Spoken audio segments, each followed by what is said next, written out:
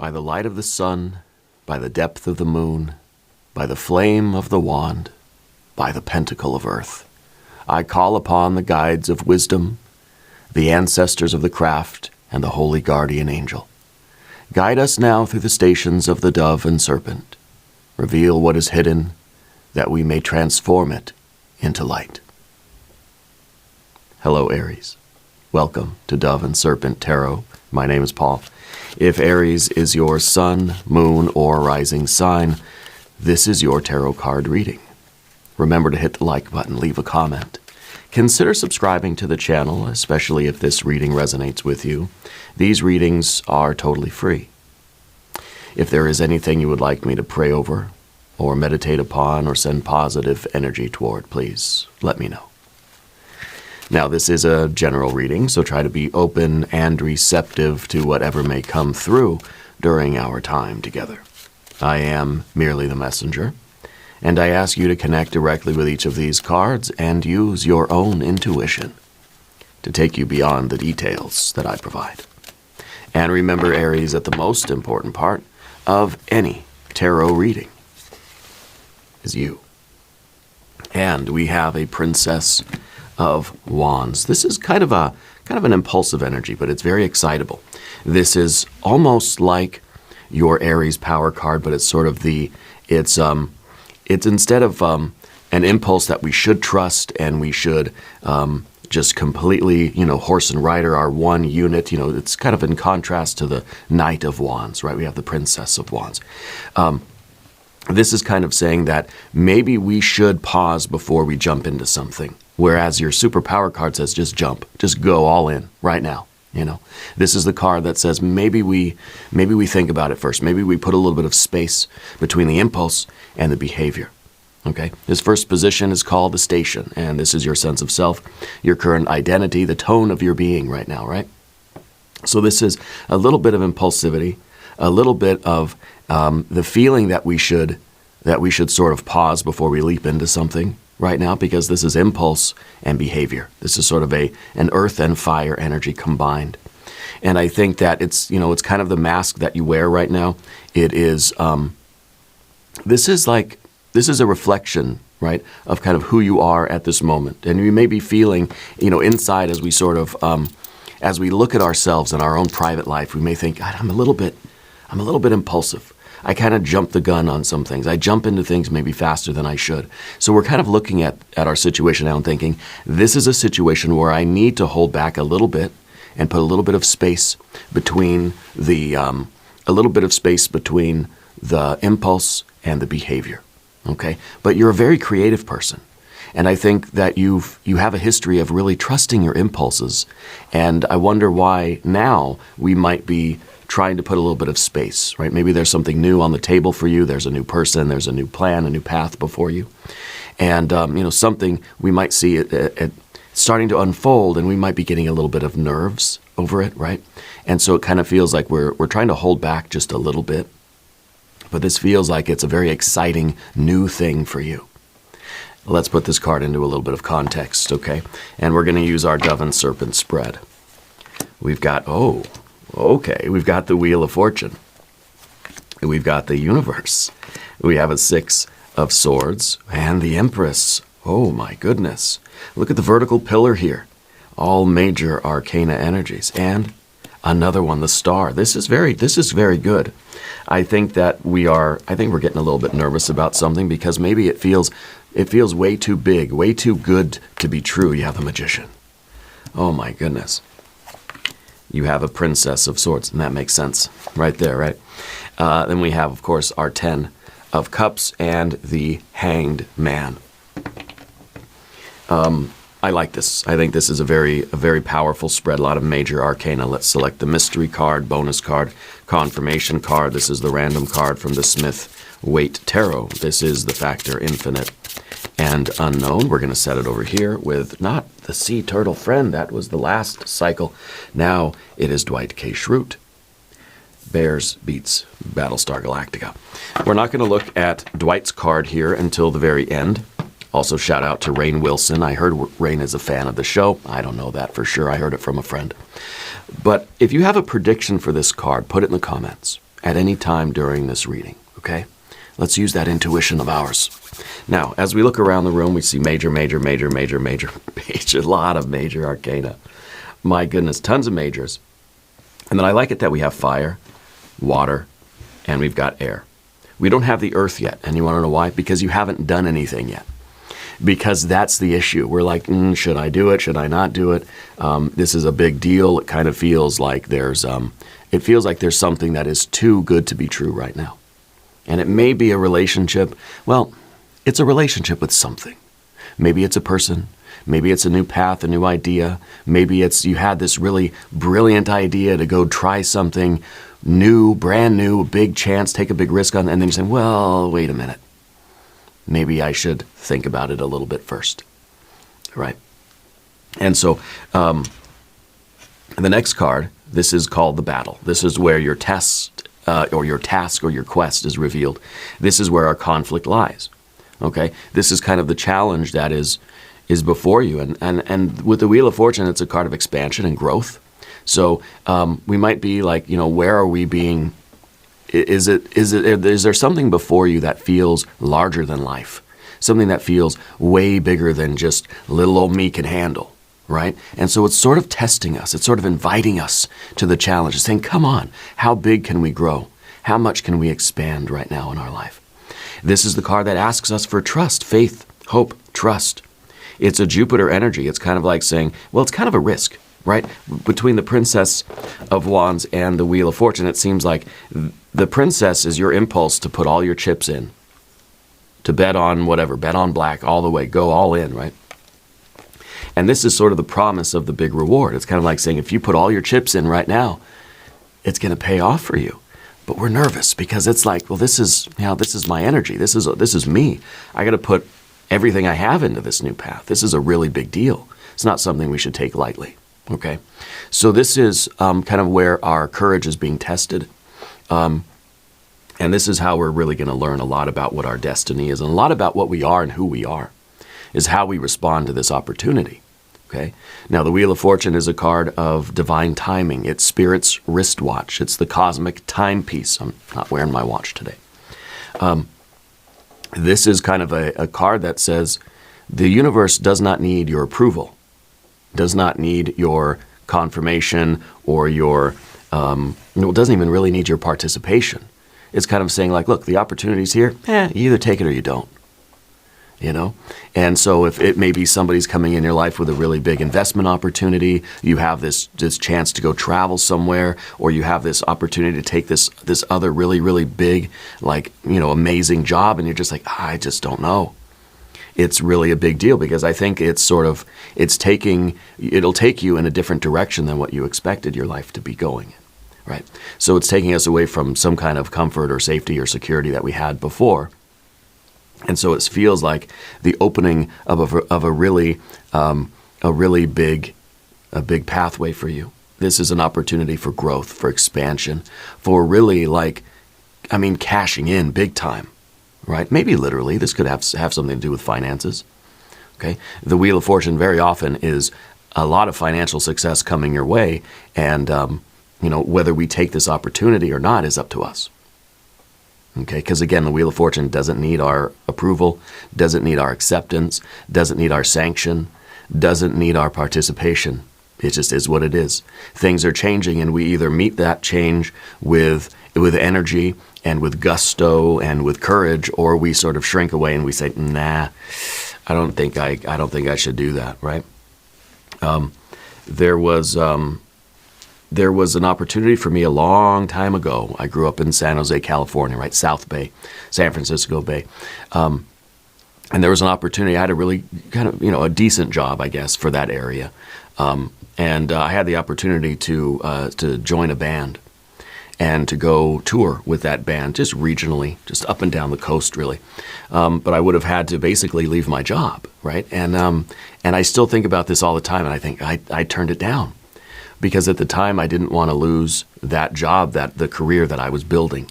I ended up leaving that job anyway and going and doing other things, but that's neither here nor there. But the idea was it was this really big opportunity that really would have changed my life. But instead of trusting my impulse that says, heck yeah, let's go do it. Let's get into it. Where do I sign up? I thought about it and I said, well, no, the reasonable thing is for me to keep the job I have because it's stable, it's secure, I'm already on this path with that job. And this touring thing, like, I don't know if it's gonna make it or not. Now they went on to be pretty successful. And I haven't checked in on the band lately, but I think they're still doing very well. And so, that's my own personal anecdote for this type of energy. But this is that big challenging thing for you. It's kind of like it's asking us to step up to the plate. And if we don't, that's fine too. There really is they found another drummer. And so it didn't have to be me, but it could have been. You know what I mean? And so that's a very similar energy. So it's sort of, this is the opportunity for growth for you. And it seems as if your impulse says take it, but your mind is saying, wait a minute, let's see if this is a good idea, right? So our next position then is down here, position 3. This is called the soul, right? This is the hidden self. This is the unconscious, the seat of deep feelings and secret longings, right? So this kind of reflects your private yearnings, right? Maybe inner fears, emotional landscape. What are you trying to bring into the light? This is the card of wholeness. This is the card of infinite expansion. I feel like deep in your soul, you know that this is an opportunity for you to do something you've never done before, go someplace you've never been, and expand your version of the universe. The universe is only as big as our consciousness, right? And so we work to expand our consciousness. That's why it's kind of like we're all the fool, wandering through the universe, just trying to gain as much experience. We're gaining conscious experience on behalf of the universe, right? Shout out to Bill Hicks. Rest in power, Bill. This is our realization that if we want to expand our universe and expand our world and expand ourselves, we have to take a risk on opportunities that we've never had before. This is something novel for you. And true novelty is frightening. Because true novelty, absolute novelty, is saying, I've never done anything remotely similar to this before. So there's almost, like absolute novelty is something that we have no frame of reference for. It feels like we'd be entering a brand new universe in a way, So this could be, it could be something as simple as going into a different career field, an opportunity to go travel somewhere that it's going to feel very foreign to you. Okay? And so it's innately sort of scary. Well, it should be, right? Because it means that it's something really big. And so this is the card really of no boundaries. Or maybe it's the question of where are we limiting ourselves, right? Our inner fears, that emotional landscape, that's in some way we might be scared of opening up our boundaries and expanding our consciousness out into these unknown and novel places, these new and novel things, right? And I think a lot of us are deep down, we're kind of afraid of change. We're sort of afraid of the wide open spaces. Because you imagine being the astronaut, for the first time you get to outer space and you step out of the spacecraft and you're floating just in the middle of nothingness, right? And I've read a lot of books about, astronauts and astronomy and things. And one of the biggest sort of mind F's that they experience is when they first go and do their first spacewalk. Because the doors open and you step out, you're expecting to fall. Everything in your being tells you're going to plummet. But you step out and nothing happens. And it's kind of, it's I don't know, I can't imagine what that feels like, right? I would love to find out someday. But I'm not one for skydiving. So if I could step out of a craft and not fall, I think it's right up my alley. So any, SpaceX or whoever, if you're listening, the wide open spaces, it's sort of fearful for everybody. There's an innate fear of that. And I think it goes back thousands of years because when you're out in the open, you're a target. When you're standing there on a flat field, wide open field, and it's just you out there, yeah, you're going to be singled out by the tiger that wants to eat you or something. So it's more instinctual for us to be in a smaller, enclosed kind of space, right? But this, I think, is that deep, it's a fear as well, but it's also that longing for expansion, that our soul is ready now to lift some of these boundaries and to bring this into the light You know, to face the unknown, to do something we've never done before. Yeah. And to experience that novelty. It's mind expanding. It is mind expanding, consciousness expanding. And it's sort of it's almost our role in the universe, in the cosmic scheme of things. It's our role to collect as much experience as we can, you know, to do as many different things in life as we can. And I think that there is that sort of yearning inside of you where you want that expansion. Okay. Now, the next card we have is position 4. It's the dwarf, the old patterns. This is a drag from the past. This is the residue of old karma. It is the 6 of swords. Okay. This is the kind of the influence that's still holding a little bit of sway in your life. And I think that this is a lot of predictability. This is kind of like almost like the odds, you know, where we kind of we feel as if we know how things are going to play out, and we have already what would be a very predictable sort of life. Okay, not that your life is boring or routine or anything like that, but I feel like we're comfortable with the way things are, even though we see these wonderful, oh my gosh, wonderful opportunities to expand, to follow our destiny, to get the best life, to get all the riches of life, to expand our consciousness and find novelty and to go places we've never been, do things we've never done, meet people we've never met. You know, there's something about the plan we've had that kind of says, well, I should just sort of stick to the plan, right? I should stick to what I've been doing. I should stick to what I know. Because this is a card of science. This is a card of like, I already pretty much, I've done the novelty thing, and I kind of know that this is where I want to be, you know. So it's our conscious mind that sort of is antagonistic to the spirit of expansion, the spirit of growth, right? This is the mind that says, well, I don't mind growth, but I want to grow in my own way, slowly, safely, predictably, okay? I want to have some sort of plan about it. Right, so it's because this is the card of the past and this is an old wound or an old pattern, I feel like we need to ask ourselves, how many opportunities have we abandoned because we didn't understand the path, or we didn't have a plan, or we didn't have a guarantee, or the odds were against us, or the science didn't bear out the facts, you know? How many missed opportunities have we already had in life? And I think we can all think of a couple of things, you know, at least one or two. If you're a human being, I think most of you probably are, you probably have a couple of examples where you can say, yeah, you know what, my mind sort of told me to play it safe, or my gut was really telling me, go and do this, and this is going to be life-changing, this is going to be world-expanding. But we didn't do it, and we stuck to the safe and stable. We stuck to the path.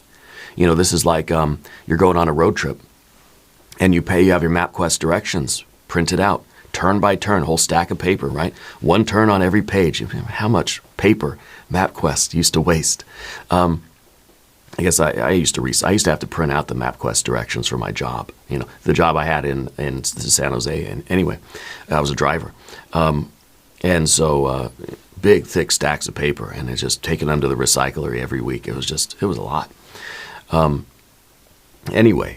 We're going on a road trip, and we have the MapQuest directions printed out, and usually those directions give us the quickest route, or the most gas-saving route, or the route with the least amount of turns, or the route that avoids highways or bridges or toll booths or whatever, right? You used to be able to configure it that way.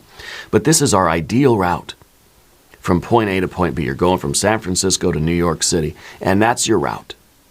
And you're sticking to the path. But what if you're driving along and you say, oh man, there's a huge, you know, world's biggest ball of twine over there. Or like, wow, the biggest cheese factory in the world. Like, maybe I should go take a look at these things and do something I've never done. Maybe I should go to the national park. Maybe I should see Yosemite. Maybe I should see the Grand Canyon or something. Or maybe I should see the ocean one more time. Or I don't know, take a detour up to Canada or something. I don't know.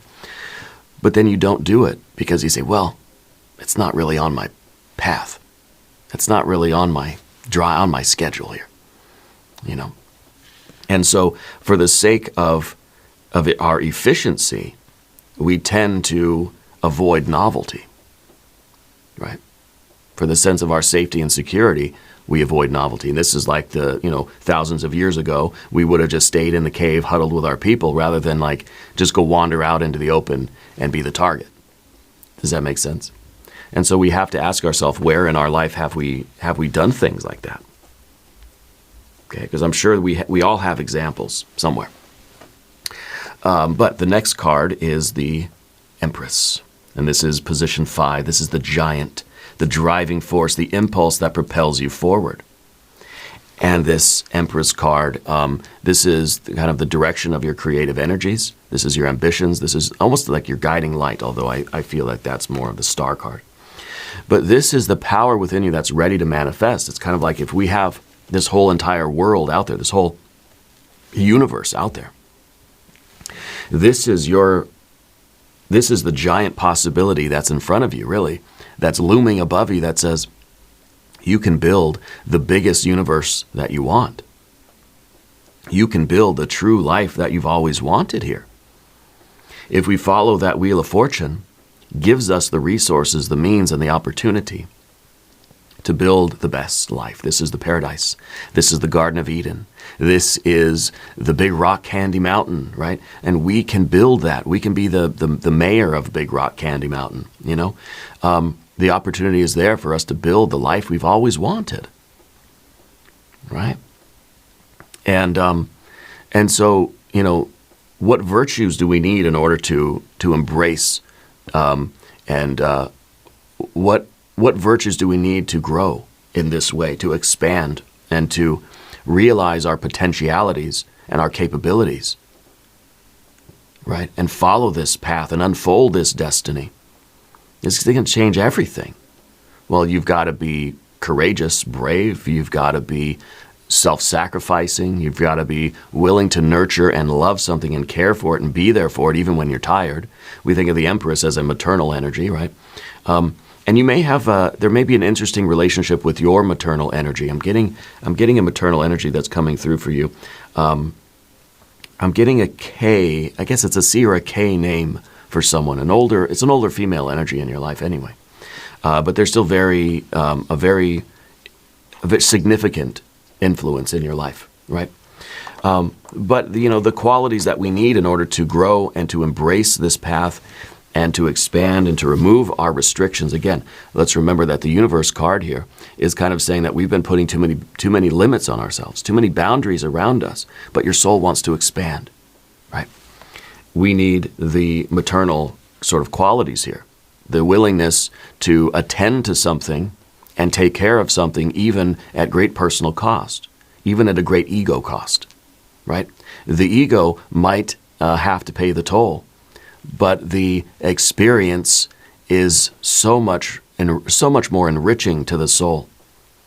And so the ego is kind of saying, well, I don't want to go see the biggest ball of twine because it's taken me off my schedule. But if we do that, if we can get the ego to go and do that, make that decision to go see the world's biggest cheese factory or whatever, then the soul is so much more enriched by that, even though the ego might be like, I don't really want to do it. You know, it's kind of like you're in the car with your parents and you say, let's go, to the amusement park. And whoever's driving the car says, okay, fine, and we'll go. And then, of course, we all have a great time and everybody is sort of very thankful for the experience. And at the end, we say, gosh, that was worth it. I'm glad we took that detour, But we need to also bring out these loving and nurturing qualities in us. And so this is an opportunity that's going to really require that you step up and that you love and nurture something and that you put in a lot of blood, sweat, and tears. That's what this card is willing to do, is sacrifice of themselves. This is sort of the mythic pelican that will feed its young by the blood of its own breast, right? Kind of cuts open, and we see that bird down here in the corner of the card, willing to bleed, sweat, and cry for the sake of what we love. And so the ego is saying, ooh, I don't want to do that. No. But deep in our soul, we know that this is how we build our best self and our best life, okay? So I feel like we need to embrace those kinds of virtues and take advantage of this path. Now, position 6, the imago. And this is the image of your future self, the next step on your path, the seed of tomorrow. Okay, it's the star card. It is the card that is guiding your soul forward. It is literally your destiny unfolding. Okay? This is a beacon of what you're becoming. This is really a card that's saying you're becoming the magician. This is the energy that teaches us how to be the magician, reminds us that we are the magician. We allow this light to come in and show us the blockages that we have inside of us. And once we start recognizing those blockages, that light can spill out from us and illuminate all of the universe that we haven't seen yet. Illuminates all the novelty, basically, right? So this is the card that is beckoning you forward. This is like you hear a song in the distance. You hear a whisper in the wind. It's your soul saying, go this way, do it. In a way, it's your intuition. The star is the spiritual source. The light of the star is your intuition. The message that your intuition is carrying, that is the magician, right? And it's basically your soul is sending a beam of light to you, telling you, go do this thing because you're capable of it. Because this is what you want, and you are the magician. You are magic, okay? So what we need to really do now is understand how to align our present actions to this emerging destiny, right? What choices are going to bring you closer to your soul's calling, your destiny, the summons of your own destiny. Okay? This is the beacon of light, and I think that we can look at this as the North Star, and then of course this is the wheel of the ship, and we're on the waters right now, trying to navigate by starlight. Okay? It's interesting that we don't see any water energy until we get over here anyway, right? So let's talk about the path of the serpent. And as we do this, I would like to ask for your subscription. If you haven't subscribed, please do. These readings are totally free. Okay. Your general energy is the magician. This is card 7. It's called the persona. This is how we present ourselves to the world. And sometimes we feel as if this is just the mask, right? That this is, and because it is. I mean, this is the mask we wear in the theater of life. This is the style and energy of your public self. And we have to realize that our persona, our mask, the outward-facing energy that we present to the world needs to be flexible, adaptable, elastic, moldable, and shapeable. It's like you ever see that Jim Carrey movie, The Mask? It's kind of like that, right? That we can be whatever we need to be in the moment. I am always exactly who I need to be given the conditions of life, right? And so in any situation you step into, you can grow and mold and shape and shift and become the right person for that opportunity. So this is really comes down to a belief in ourselves. And I think that because this is the card of the persona or the mask we wear, we don't want to identify overly with any particular mask.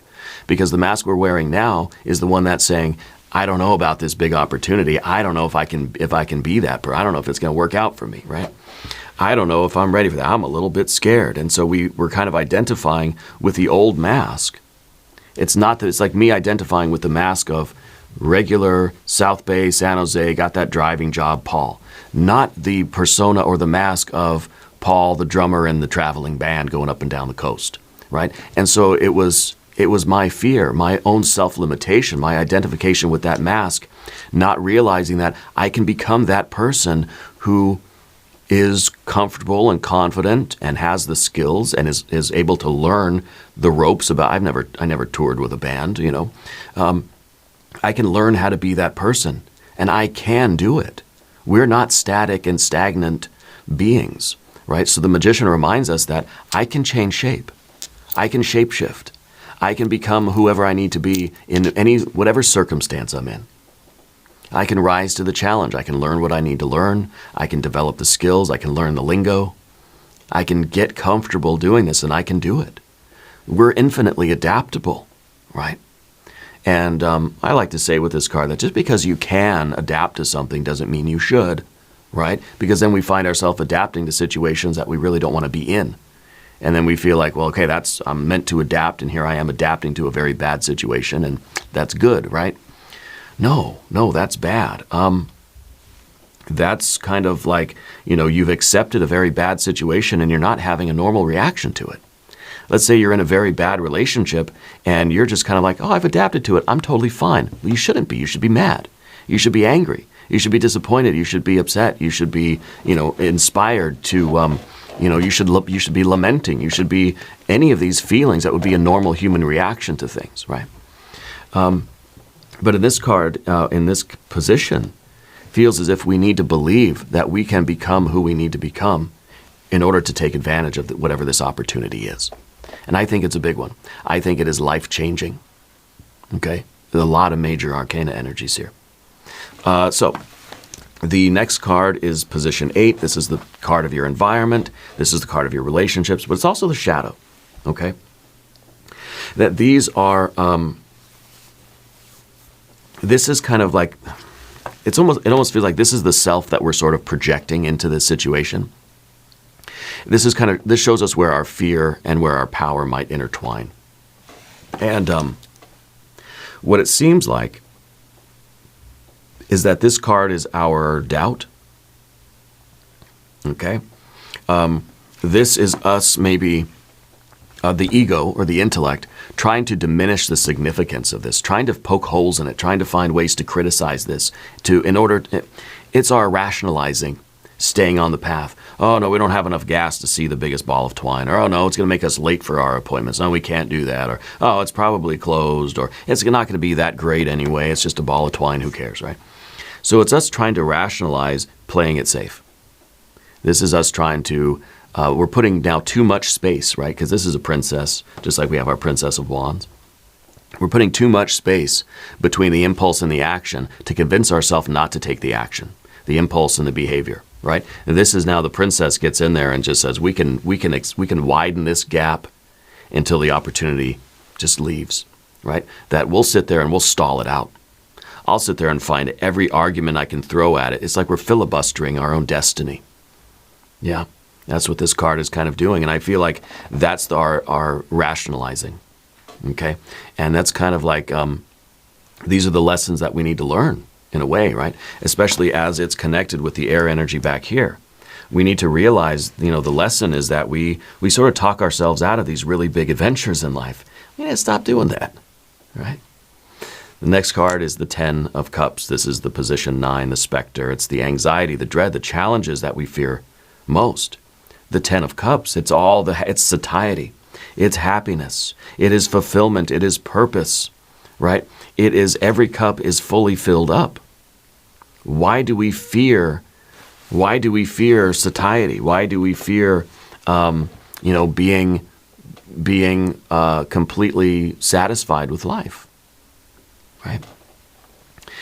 Is there something in us that tells us that we don't really deserve this sort of highest happiness, this complete fulfillment of all of our dreams?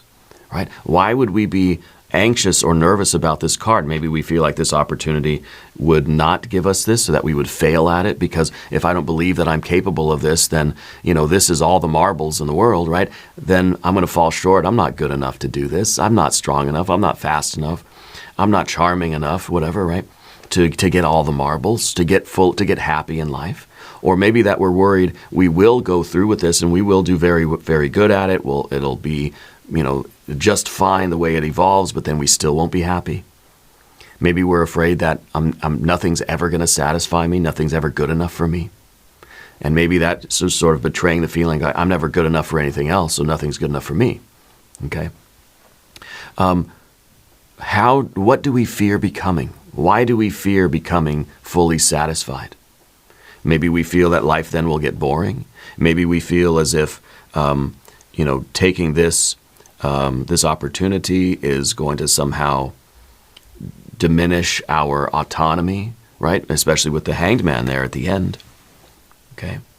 But I think simply put, our fear is that we're not going to be satisfied by this, that somehow it's going to fail us or we're going to fail it, and we will never have that fulfillment. Okay? Now the next card is the Destiny, the culmination, the fruit of all of your labors. This is the realized self. And I think this is the ego sacrificing itself, and this is so the driver of the car saying, fine, we'll go see the ball of twine.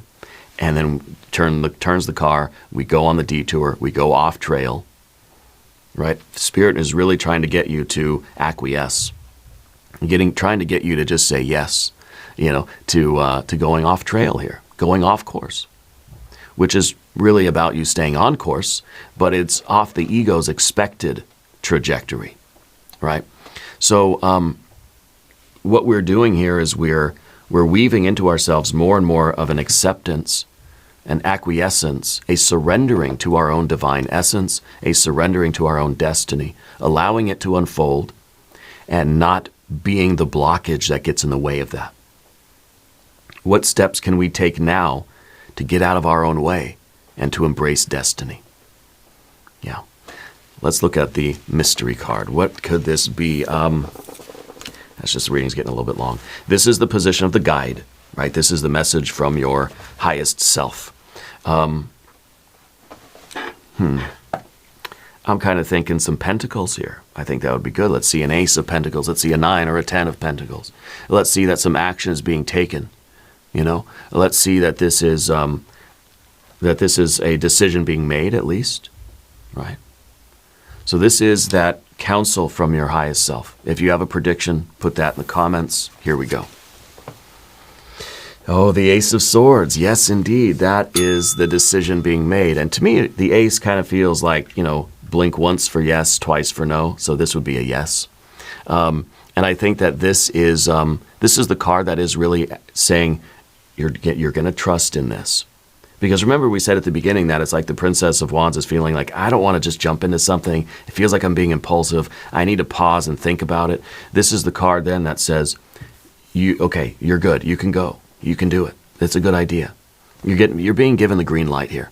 Okay? So this is really, really important. And this is the trust that's sort of lighting your way. This is clarity. This is kind of like this is the mind getting out of itself.